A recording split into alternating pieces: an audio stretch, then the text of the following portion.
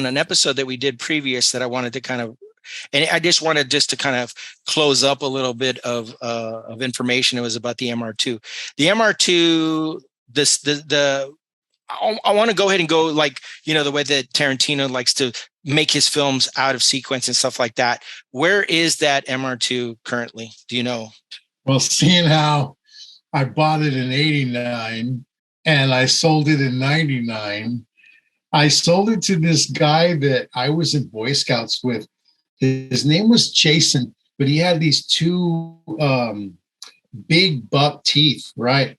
And so we would call him Teeth, Teef. And so, even when I was doing, we were older, I was an adult, he was an adult. And I was working at that music store off Castores Road in Corpus Christi. And he came in and I was selling both my grandfather's Oldsmobile and that MR2 at the same time. And he said, "Is that your car? Is that the MR2 that I remember?" Because, at camp, we'd show up and it'd be raining. Everybody would, put their tents up and everything. I'd stay in the MR2 and nobody told me anything. Me and maybe my friend John or Norman or Chuck, one of them would get a free ticket to ride. And it'd be raining, and here we had air conditioner in the MR2. And back then, like, gas was 89 cents a gallon. Mm-hmm. And 8 gallons filled that thing up, and it took forever before I had to go fill up again. I missed that about that car a lot. I missed the gas prices. I missed the gas mileage. It was a really cool car, but it has so many people like yourself. They remember that car because, that car, things happen in that car, things happen outside that car. It's like Christine, dude. That car's been through hell, man. I got hit head on in that car by a Buick, and it's the whole front end just came into the car, and it snapped both my wrists. And I remember the officer telling me the thing that saved me was the fact that they call it an MR2 because the M stands for mid-engine. So the engine's right behind me. The spare tire is actually in the front. So when that Buick hit me, that tire actually saved me, or else I would have ended up with an engine in my face. But I was hurt real bad. But they said, "Oh, it's not a total loss." So they just rebuilt the front end, and I was back on the road in, I think, a month and a half. Like a true sports car. Like a true sports car. I love, man. I I know I couldn't fit in it now, but back then, man, it's just, that's all you needed. But like I said, you couldn't. It had a trunk that you could barely fit a skateboard in it. It wasn't conducive to any kind of, you could put a suitcase in it. Yeah, but you could put a taco in the back seat, right? Yes. There was a taco place that we used to go. We actually mentioned Aristocrat, and those unfortunately those stomping grounds are in Flour Bluff. There was a taco shop literally around the corner, and Almeida. That's what it was, right? Almeida, yes. Almeida, yeah. Taqueria Almeida. Taco shop, man. The taco shop. This was by far a stumbling that we came across and became, maybe one of the jewels, maybe not the jewel in the Nile, but it definitely was a jewel of Waldron Road there or something. I don't remember there being at that time another Mexican restaurant within miles. And that's Flour Bluff is, it's I don't want to say it's a poor community, because I've been into mansions in Flour Bluff. Right. But for the most part, you've got, it's a low class area, and I think I fit right in when I moved there. I remember going to Walmart at nighttime, and you couldn't pay to see a more detailed freak show. And I say that, I'm not trying to say anything bad about anybody, but when you walk in and you see, a woman who obviously has, problems covering up her private areas, and just at some point she just said, "I don't care," and just, she's the one tit hanging out over here. You see stuff like that, and that's like an everyday occurrence, and no one says anything because they're all like that. And I'm going in there going, "I'm just making an excuse. I'm going to get, a quart of milk and a bag of donuts, and I'm going to take an hour to do so because I've seen Very, very. I remember this large woman. She was wearing a sheet around her. Nothing else, just a sheet. And I remember her being in the cheese aisle, and I need to get some cheese. And I'm like, what am I looking at? And she's wearing like a fitted sheet. And I was like, damn. I mean, that's one way to do it. And I could tell you a million things about Walmart itself, but getting back to the taco shop, I remember you and me and just you, me and Heather at the time. We were all roommates, and I remember we would flip to see who would go get tacos. One person paid, or we all kind of threw money in the kitty, and then one person was designated to go there. And we were very reluctant to go because 9 times out of 10, the lady that collected the money and gave you the bag of tacos and the hot sauce and stuff, and she didn't speak English. And at that time, I didn't speak Spanish for shit. And it was just a language barrier. And we didn't want to go through that because you got to try to convince her that, what you're ordering is on the menu. We had that language barrier. And you would have thought that she'd hear barbacoa, no cilantro, extra onions, at least 50 times a day. But she looked at me like, I was speaking to her in French, which I was, because I was speaking to her in English, something that she didn't understand. Then you walk away, and I'm sorry, a couple of times I walked away and I was like, you know what, I'm not hungry anymore. I just didn't feel that way. And maybe it was my youth. I'm sure I'd handle the situation differently now. But the day that I moved out of that place on Aristocrat Street, on my way out to my new apartment, I stopped by and I got a couple of tacos. So I'm sure I ate some on the way home, and I put one remaining taco, which was carne guisada, it was still in its bag, and I put it behind my seat. And right about the time I got from Flour Bluff to Corpus Christi, my clutch went out. It just went out. And you can't engage the clutch. You can't drive. Cops came. The cops with the bumpers in the front back then that looked like cylinder things, they pushed my little car off to the side, and they said, you're on your own, got a wrecker and all that stuff. So that MR2, first the wrecker took it to my home, and there's where it stayed for 6 months. I borrowed Zeke's car for 6 months, and then finally Zeke's like, I need my car back, dude. That's true. He let me have his car for 6 months, and he took taxis and stuff like that. I mean, that's just a tribute to, our friend Zeke, he's just aces. And so when he got that back, I was like, oh, I guess I need to fix my clutch. And there was a shop down the street. They picked it up. They fixed it. My mom paid for it. And then I got the car back. And so we're talking about at least 7 months that taco stayed in the back. Now, it wasn't necessarily me that found that taco. It was Mike Stockton that found that taco. And the way, when he came to get me, this is what happened. He was explaining to me, he was like, what is this crumbly mess back here? I picked up this bag and it looks like dried cat shit. And I go, oh, that's a fucking taco.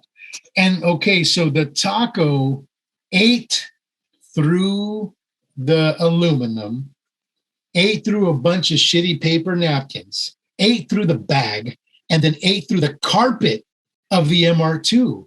And I ain't kidding. There was, I'm sure wherever it is now, it still has behind the seat a hole that whatever acidy shit was in that carne guisada over a period of 7 months managed to eat down to the bare metal of the car. Even ate through the paint, because the paint was red, it was silver. That taco. Oh man. And there you go. And we were eating that shit, bro. And we were eating that. Yeah. Yeah. What the heck is in carne guisada? Often. It's just one of those kind of things. And so that's what happened to the MR2. And you know what? We will from time to time revisit stories of the MR2 because there's a lot of stories. There's a lot of stories. But I wanted to make sure that our listeners got some kind of closure. So in the way that Tarantino likes to tell his stories, we're going to definitely revisit the story of the MR2, just like when, you had Vincent Vega get shot up in the toilet, but then all of a sudden at the end of the movie, he's back alive. That MR2 will relive in other episodes as we further visit the escapades of the red MR2. Long live the MR2. It is that time of the season. And to me, one of the most at that time is Halloween, and the time we're in that month. So the reason I bring that up is for a time, Ben Montes had a relationship with a guitar company. We want to talk about icons in the guitar industry, a company like BC Rich, and the relationship that he had with Bernie Rico Jr. And the family itself. He was very fortunate to have crafted, some custom guitars that you will not find these in any shape or form. If you have one of these in your possession, you have a very prized possession. Ben's fascination with Halloween and stuff like this created basically a series of various guitars in conjunction with Bernie Rico, who was coming up with different styles of his guitars and stuff like this. And it was this Halloween type of guitar. Would you like to shed a little bit more light on what was the start of this? Because we've always you have a passion for the season and stuff like that, and it just the opportunity presented itself. But I mean, it's got to start from somewhere. Do you want me to tell you about the guitars that I designed with Bernie, or do you want me to tell you about my relationship with BC Rich from the beginning? Well, it obviously has to start from somewhere. And I guess you start off where that relationship starts, because, I mean, they're not just going to let some Joe Blow that, oh, I carry the guitar line and, here we go. Let's just start, designing all kinds of stuff. I mean, you obviously have to start someplace. I'll try to just keep it at key points, because the relationship that I had with it can be Bernie Rico Jr. was very, very multifaceted, I guess is what you would say. In 1998, I was working at a place called Legacy Sound and Entertainment, and my boss was a very good friend of mine, Robert Alanese, and he was not like a boss at all. He was a friend, and he employed me and entrusted me, because since '93, that's all I'd ever done is worked in music stores, and I was just I didn't know everything, but I knew enough to help someone else open a music store, and that's what I did with Robert. He had opened a music store, and I just helped him get lines and stuff. And one of the lines I went after was BC Rich. So I had given them a call, and I remember the conversation was really short. And, they faxed over the credit app and all that. I filled it all out with all of Robert's information. And next thing I knew, we were BC Rich dealers. And it happened that we got the import line and the USA line. And in order to get the line, you had to take on both the USA and the imports from China and Japan or wherever. And you had to place, an order like one USA guitar a month or something like that, which was doable. So on an opening order, we knew a guy that wanted the BC Rich Warlock guitar. And he was the reason why we went after the line in the first place. I mean, I've always wanted it. But he's like, if you get it, I'll buy one. So he ordered a USA custom. So I remember calling Bernie Rico Jr. for the second time. That's BC Rich's son, and ordering this custom Warlock. It was black with white binding around the entire, the white outline around the entire black guitar, really sexy. So after 90 days or so, this thing arrives, and we left it in the box, called the customer. Customer comes in, opens the box, opens the case.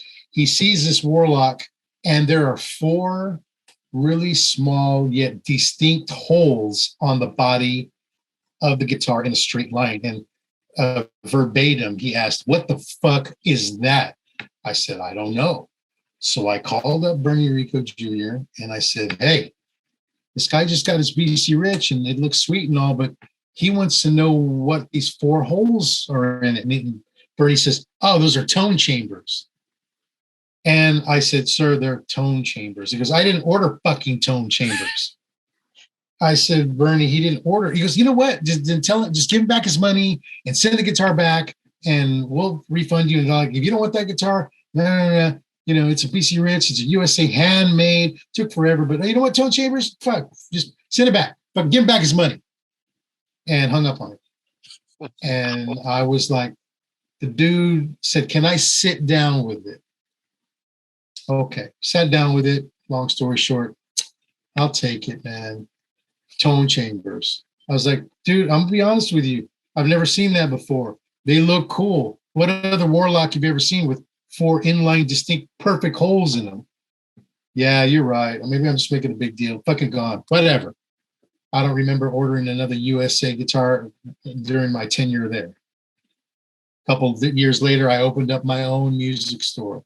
And that's another story in itself. But I absolutely wanted to get BC Rich, and I got BC Rich, and I sold the shit out of BC Rich. And one day, some guy calls me on the phone. He's like, "Yeah, speak to Ben. Ben is Bernie Rico Jr." I'm like, "Bernie Rico Jr., how the hell are you?" "Yeah, man, I'm not with BC Rich anymore. You know, my dad died, and I'm out on my own, and I got all my own old contacts and stuff like that, and I had to find you." I think MySpace was the thing back then. And then blah, blah, blah. Let's do some business. And not only did we do good business for many, many years, I helped him design a couple of, you know, I didn't go and enter it in a CAD program, nothing like that. His one catalog he ever had, I helped him put it together because he didn't know. He just knew about making guitars. He would tell me these wild stories about, you know, Blackie Lawless and CC DeVille. And he would tell me just stuff that, I mean, I wouldn't even feel comfortable repeating. But that, I mean, we're talking about a major rock and roll lifestyle, and his dad was in the thick of it. Yep. You know, making guitars, loaning guitars to people. You know, Bernie told me, you know, in that video by Poison, "Talk Dirty to Me," CC, you see all those guitars on stands, and then it goes up to him sitting on a row case or whatever, and he's playing the guitar, making it look like those are all his BC Riches. They are not. Bernie Rico Sr. lent them to him. He told me a bunch of stories about the lifestyle that he grew up around, and it only makes sense that he's a guitar builder, and fine guitars he built. And we had a very, very long and lovely, he was a lovely guy. And somewhere in the midst of it, because business is business, and you can't have friends in business, our friendship fell to the wayside. And I always thought somewhere down the line, I'm going to just run into him at a NAMM show or whatever, and everything's going to be really, really cool. But, you know, waiting for that, I mean, tomorrow came faster than I anticipated, and he's dead. And I've yet to see an obituary. There's some chatter about him and him going crazy or whatever the fuck happened to him on like 7string.org and other guitar threads, you know, people just bashing him, whatever. Hey man, if he had a mental problem, he had a mental problem. If he stole your money, you know, he's dead now. And you're not going to get your money, and you're not going to get your guitar. And at least you walked away with a story.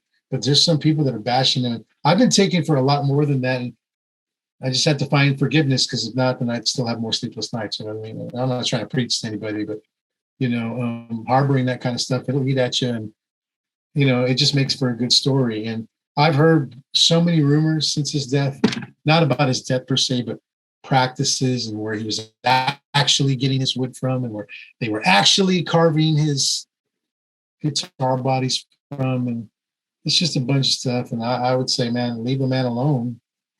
What a history, you know. Bernard Bernard Rico Chavez was his dad's name.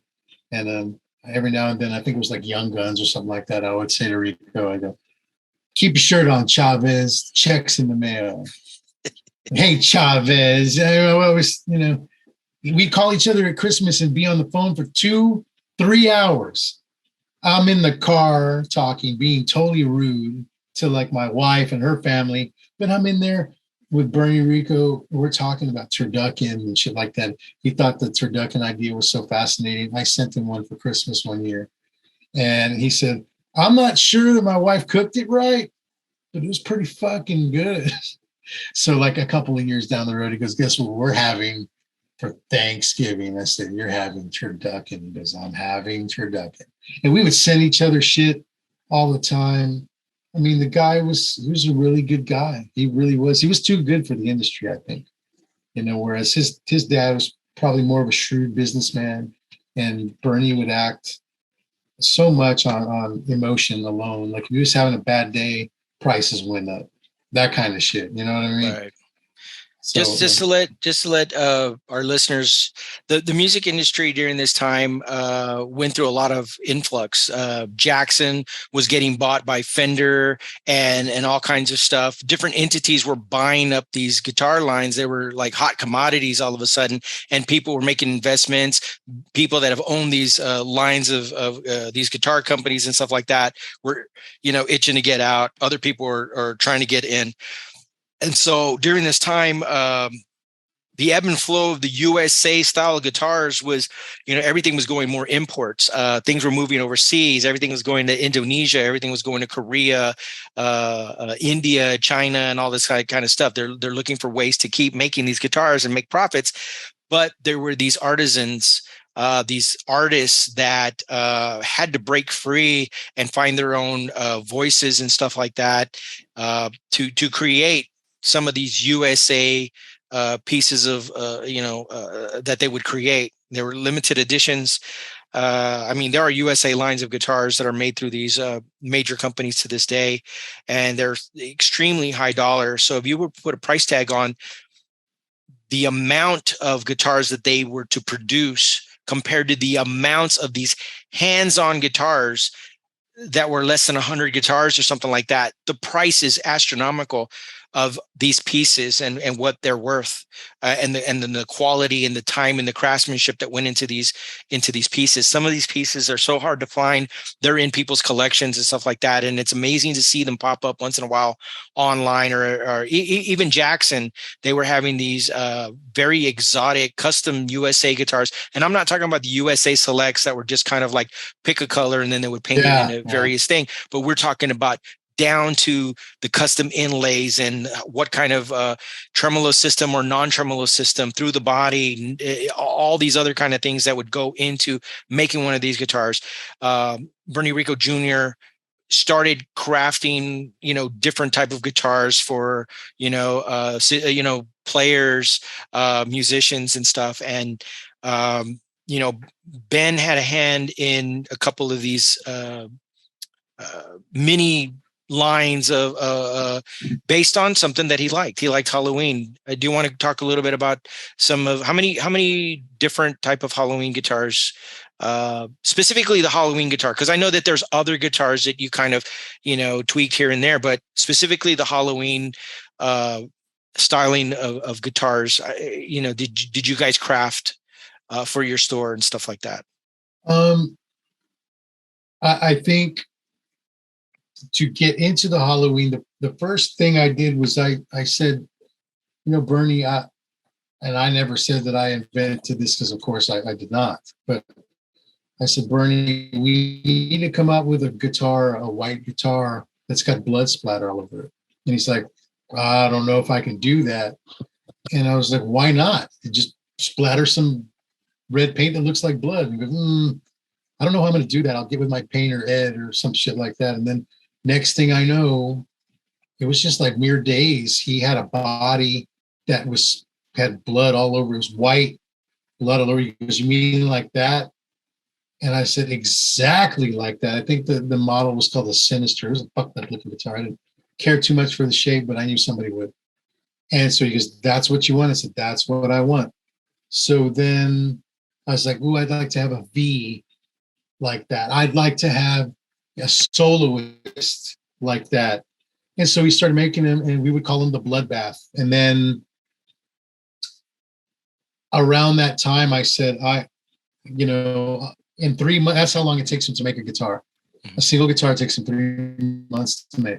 So 3 months before October, I was like, we need to start thinking about Halloween and get some Halloween guitars. And what he would do is he would actually scrawl Halloween on the 12th fret and it with like a real sharp object. And then he would fill it in with like red epoxy. And then he would actually, instead, he always signed his name on the back of the guitar, and he would actually scrawl it and do the same thing. And so it was like a limited edition. So I thought, and there was only like 5-6 dealers in America. Next thing I know, there's some Yahoo, and I don't want to say his name, and I don't want to say where he's from, but this dude who was also a Bernie Rico dealer, he has a couple of my fucking Halloween models. And I called up Bernie. I said, what the fuck? And I was met with the answer, you don't own the Halloween motif. You don't own the blood splatter motif. You don't own any of that. Did you think it was exclusive to your store? I said, well, shit. Would you have come up with a blood splatter guitar? Because last time I checked, you were naysaying the whole thing.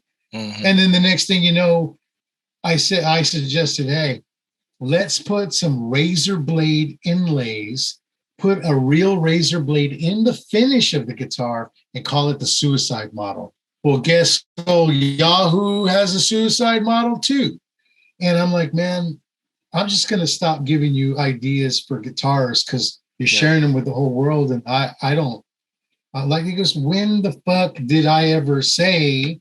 I said, well, I guess I took that for granted that you would keep these things too. Because, we were the Halloween guys. We had coffin cases and coffin pedals and monster cables and all this shit. It was this at when was Guitar Morgue, or is it good? Because the names. This was. Yeah, that was it would fit. Yeah, it would fit in that whole thing. And right. I know it's we just had a tribute to Bernie Rico, and now we're ready to crucify him. No.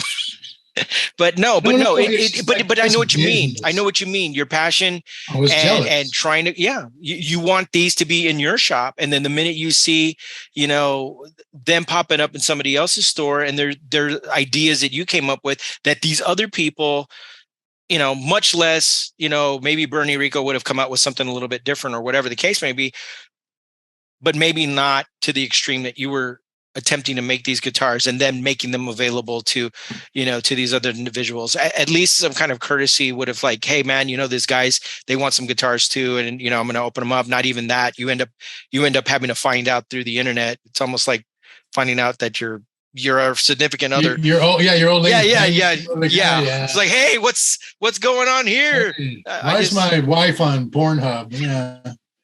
Well, Did that ever get resolved, or it just left a bad taste in your mouth there for a while, or just? Of course it did get resolved because between me and 2 other dealers, it started to get territorial, right? And everybody was bitching. Like, I had naked women posing with these guitars, just covering up their stuff barely enough. And my competition actually called Bernie Rico and said, we don't like this guy, the way he's representing those guitars. We cherish these guitars. We cherish the name, and this man is tarnishing it.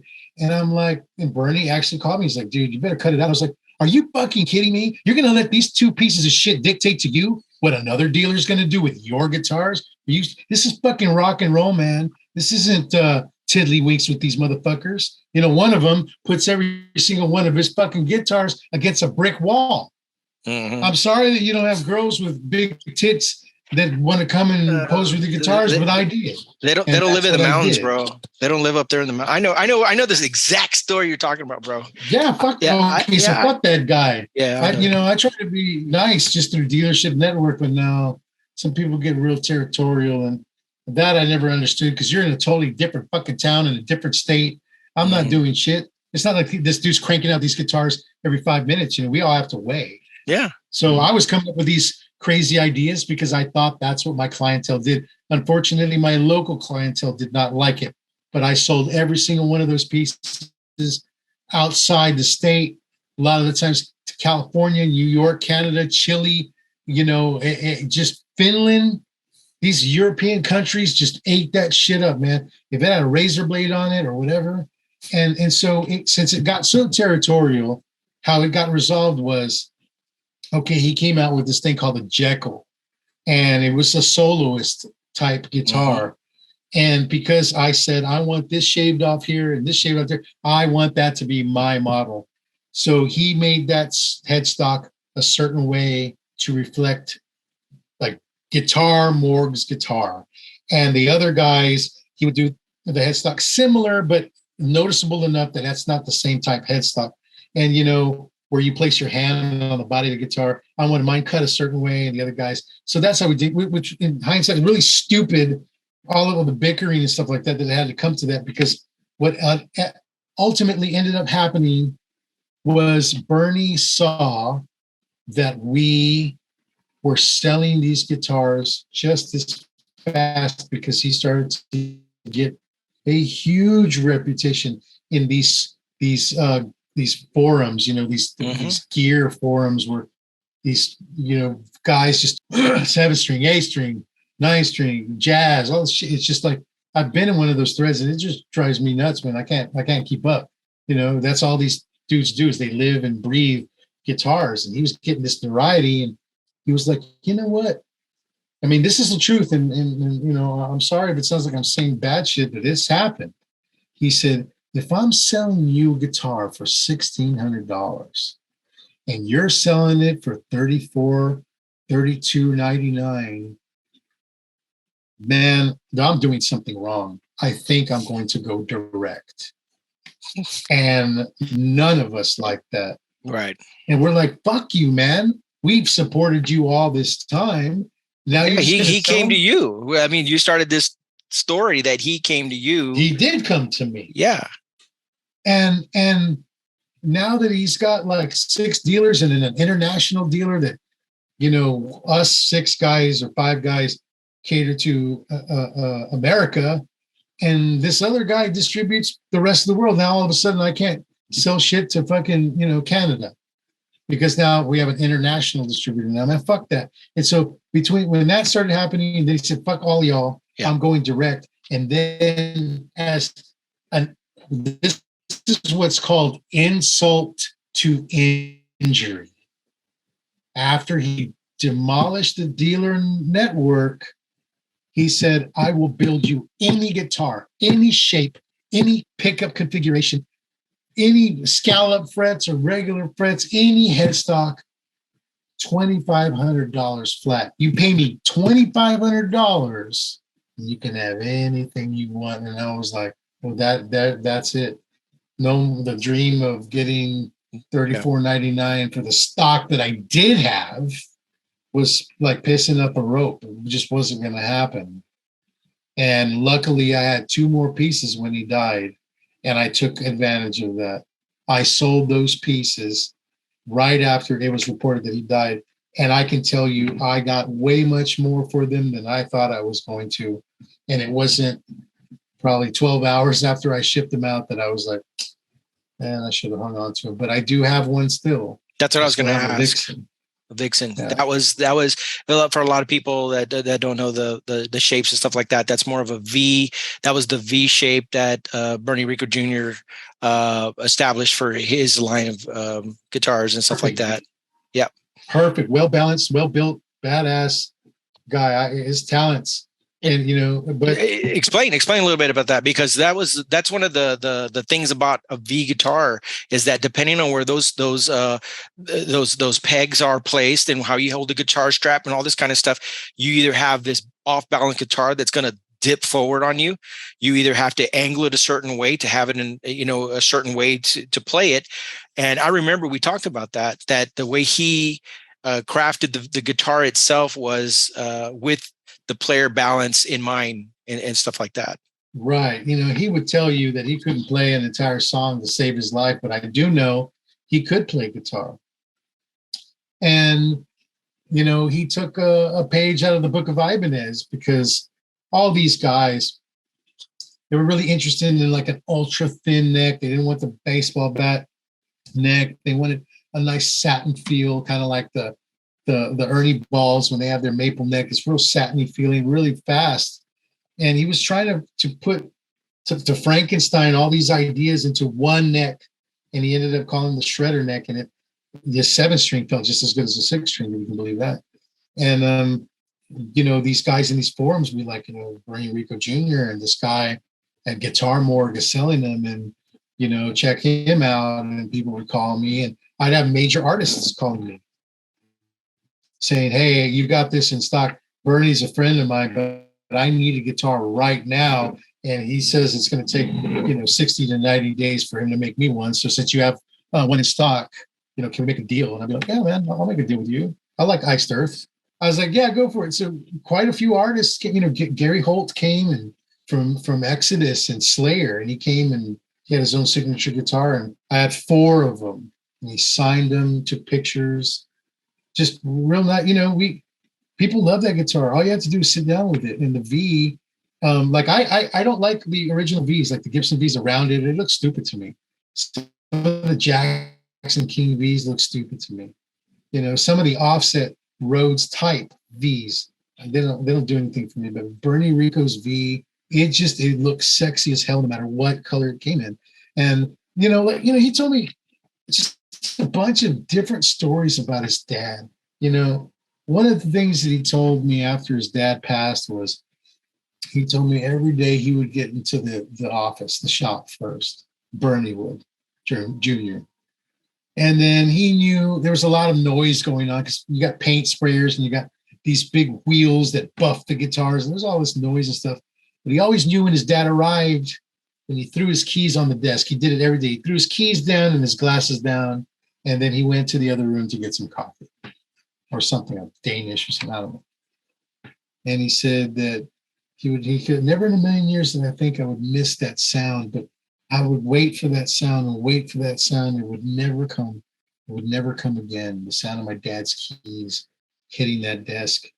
And all of a sudden the guitar shop became a place that I wanted to avoid at all costs. And then he said he was forced to sell the company. And I could tell you why, but it doesn't really matter. And it'll shed another bad light on it. But he had to sell BC Rich. He absolutely had to. And so when he did that, several people were mad, but they didn't understand the circumstances why he had to.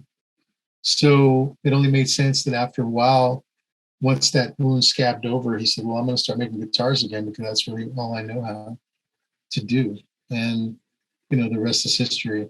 I wish I could find out more about his death and how and why. I've heard rumors, and of course it's all speculation, but I've looked, man. Every now and then I'll look for an obituary or something, and there's nothing, just a bunch of bullshit talk about him. And, Bernie, I say he was a friend because we weren't just phone buddies, man. I went up to Hesperia, California, where you lived a couple of times. We would meet at the NAMM show, and one of the best stories that I could tell you about Bernie Rico, it's really not all that interesting. You had to have been there, but we were at the NAMM show and it closed down. And the NAMM show is kind of like a fire drill. Once they announced that it's over, that the 2017 NAMM show is now ended. Thank you. We'll see you again next year or whatever the hell. People just start pouring out of there. So we were together. Bernie and I were together. We were talking, and I had a couple of guys with me, I had a couple of guys with them. And we walked out and we're like, how are we going to get a cab and all this mess? There's just no way. There's a million people leaving right now. And it's just a big, the hugest clusterfuck you could ever imagine. And I'm here with Bernie Rico, and people are getting in cabs and they have their own shit going on. And we're like, what are we going to do, man? And I'm like, I'm hungry and whatever. This white, really small white bus pulls up, and it reads on the side of it, the White House. There's a white bus with columns on it, like Greek columns and shit, or like the White House. And it read the White House. And nobody was talking to this dude. He was just like waiting outside his little bus. And I walked up to him and I go, hey, man, what's the White House? He said, it's only the finest Italian eatery in California. I said, really? And I turned to Bernie and I go, you want to go eat at the finest Italian eatery in California? He goes, let's go. And the guy said, I can only take you there. I can't take you anywhere, but I can take you to the White House. Okay. So I think 8 or 9 of us get in the bus.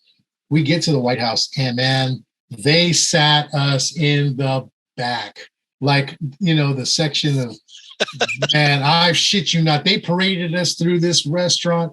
Everybody was dressed to the nines. And here we are in work shirts we've been wearing all day. Probably smell. Just our hair's all fucked up. We're just tired. You've been walking all day. The damn show. Yeah. But that's a lot of walking, man. So we just stumble in there, and I'm looking at, all these people that look like princesses and all these guys that, are dressed in tuxes and stuff like that. And we make our way to the back, and they seat us in this. I mean, it looked like it was an added on room to this beautiful structure just for people like us. And I shit you not. Excuse me. We had the greatest time. So one thing I can tell you about a restaurant that doesn't have any prices on the menu. Oh, no. You might want to ask somebody, man. Like I said, there was no more than 9 of us, maybe 8 of us, I think. And I was married at the time. My wife was with me, and Bernie and his cousin. I think his wife was there. And a couple of other people. There was a guy that actually bought a couple of guitars for me that he just wanted to hang out with Bernie Rico and us. So we just invited him along. I can't remember that gentleman's name, but we had a couple of beers. Wasn't unheard of, and we had a couple of cocktails, and I ordered ravioli, right? I said it was called the TRI something raviola extravaganza, whatever the fuck. And when I got my dish, they set a really big dish in front of me that had 3 fucking raviolis on it that were the color of Spain. You know what I mean? Oh, each ravioli had the green and the regular and the red on it. And I was like, that's it. I didn't even order a fucking appetizer. So still having a really good time, just like talking, telling stories about, and everybody listened to Bernie, because Bernie had his stories, and I was trying to match his stories with like the horrible mess that music retail is. And we're just going back and forth trading stories. Oh yeah, well, this happened to me one time, and this kid came over and he shit all over the toilet and wiped it all over the walls. And like, I was beating this guy. I'm telling you, because I was like, there's no way you manufacturing guitars and painting them and shit and tuning up is worse than music fucking retail, man. We would flip a coin, you and me, because you worked with me, and we would flip a coin when we saw who was coming in on the cameras, because there's some customers you just don't fucking want to deal with. Yeah. The pains in the ass, the time wasters. They come in on their lunch and they'll waste their whole lunch break just bothering you and taking away from the tasks that you need to complete for the day. So anyway, fucking eat and whatever. I said, I got it, guys, right? That's what I said. They gave me this long fucking ticket, the ticket that you get at CVS when you buy like a Pepsi. That's what I got. And man, that thing was $2,300. The White House, brother. Bernie Rico's cousin had to get these fruity ass drinks, and he had to have like the lobster thing and the fucking, the sea, the diver sea scallops and shit, and I was like, But still, Rob, let's just say that was a couple of $100. How does 9 people equal almost $2,400? Jeez. Is what I want to know. Price of one of those Rico guitars. So fucking Bernie Rico says to me, can I see that? And I was like, man. So I gave it to him and he goes, I'll make a deal with you. If you can get them to give me a copy of this ticket, I'll half it with you. That's fucking Bernie Rico. That awesome. Dude, half that bill with us. Each beer must have been $20, Rob. We tried to, and it's just like, I remember looking at the receipt and just being so overwhelmed. I didn't look at each individual itemized item. I just looked at the bottom. The bottom line. Yeah. So Bernie fucking half that with me. And what a story it was to tell, because, man, if I ever sit in a restaurant that's got no fucking price on the menu, take off the water, man. I'll take water, please. Yeah. But, they got our money that night. It's just been a fun story to tell about Bernie Rico because, he felt it in the pocket too. Right. Probably. But what you do, you're giving us a testimony of the nature of this guy, and I guess from what I'm hearing, a true friend in the industry, and in this industry can be very, very cutthroat at times, and it can be very sinister, and there's always some crazy shenanigans, but there are some really cool guys out there that we've been able to call friends through the ages and stuff like that, from different dealers and really cool cats that have your back when you're really, really stuck and you're really trying to get something in a hurry and stuff like that, and they make their way to get those items to you as fast as they can, or put you bump you ahead a little bit before maybe somebody else, because they know that they can count on you to bring in some orders and stuff like that when it's need be and stuff like that. I want to thank you guys for listening to the Migas podcast. This is one of our we like to think of October as our celebration all around, and we got a little taste of what it was like to be, in the guitar industry and stuff like that. If you want to see more of these guitars, there's definitely some pictures out there that we will definitely share on the Facebook. Oh, I got a ton of them, man. Yes, I have a gallery from hell for Bernie Rico guitars. For sure. And we're gonna send you the naughty ones too, and we're gonna let everybody take a glance. And we're gonna tick off the guy with the brick wall and see if he likes these pictures again. But I want to thank you guys for listening to the Migas podcast, and happy Halloween on behalf of myself and Ben Montes, and we'll talk to you very soon. Thanks for having me, man.